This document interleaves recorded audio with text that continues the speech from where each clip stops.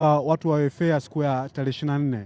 Yaani kwamba mtu asipendelee sehemu yoyote, tukapigane, tukaonesha Tanzania mchezo mzuri. Yaani hamna mbwembwe wala nini, tukaoneshe kweli.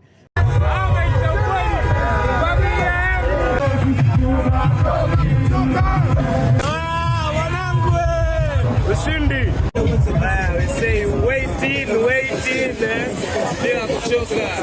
Asante. Kila mtu ananiambia jana sio poa kwamba ile tangu mziki umeanza, tangu stage wameivamia Wanyama, ni kwamba stage ilikuwa ipoi.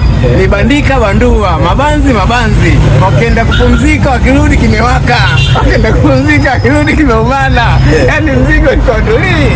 Napigiwa simu naambiwa bwana mwanao yule kammezesha nini choki?